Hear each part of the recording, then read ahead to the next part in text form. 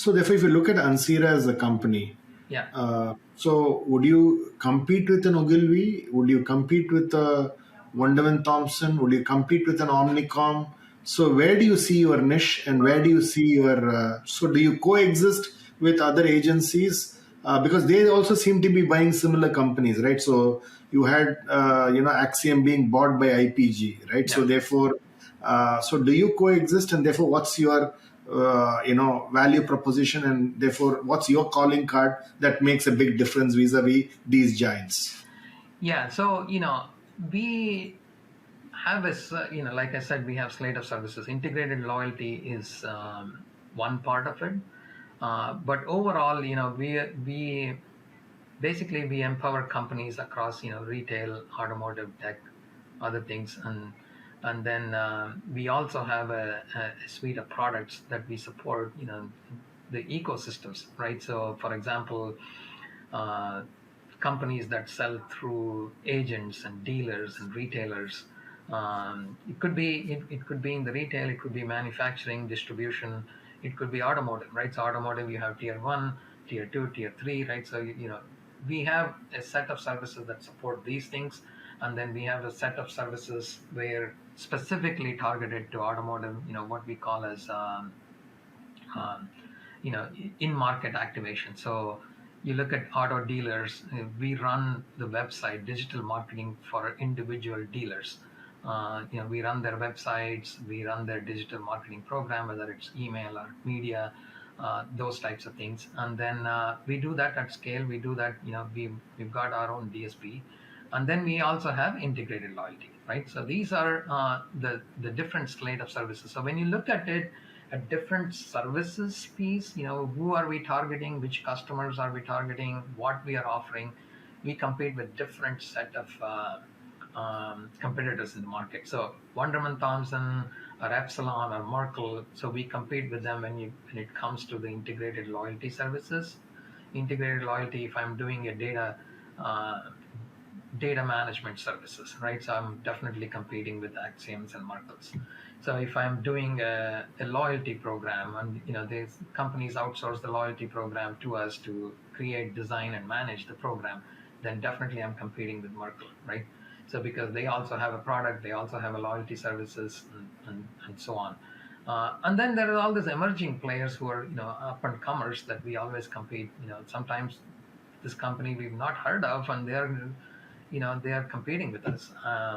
And sometimes in a large retainer based companies are thinking of outsourcing for larger than 12 months, 12, 24, 36 months. Then we are competing with traditional BPOs, like Cognizants of the world, Wipros of the world, right? So those types of things, because they are building services, skill sets in martech and all of that. So we compete with them. So our niche is really, we provide end-to-end services. Companies want turnkey, so we are a very, very good competitive alternative for them.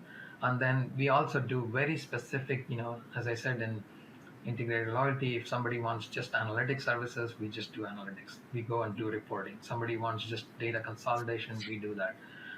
So they don't have to sign us up for end-to-end turnkey type of thing. So we go and do pointed solutions as well. And we do that, in full service, self-service, or hybrid, in any kind of mode. And so being really flexible, I think, we are marketing technology and services company that is flexible and nimble. That's how we compete. And people like that. And when they're evaluating a list of competition, they look at us as much more nimble, agile, flexible. We can mobilize a team very, very quickly.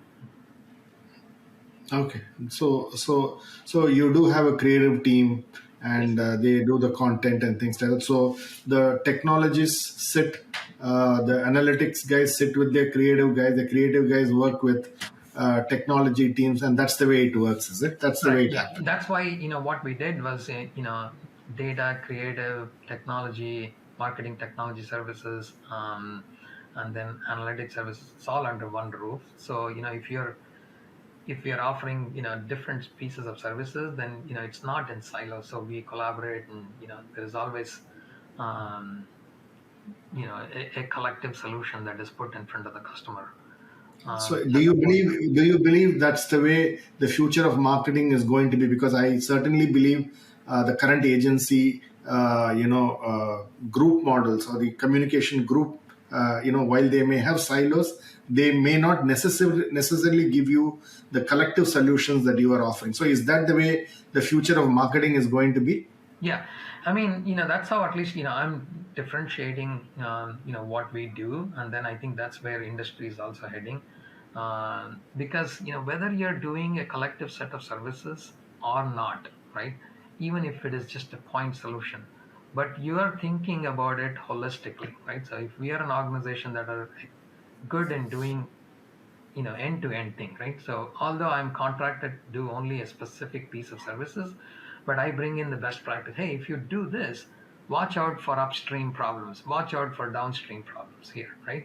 So giving that information is so helpful for the clients versus, if you're a technology company, they hire you to, let's say, implement an email product, right, ESP, and then you come in, you install, you go, and then all the other things, that data that is feeding into ESP and the data that is getting extracted from ESP, how are you reporting it and what kind of information is collected, all of that is never thought about, right?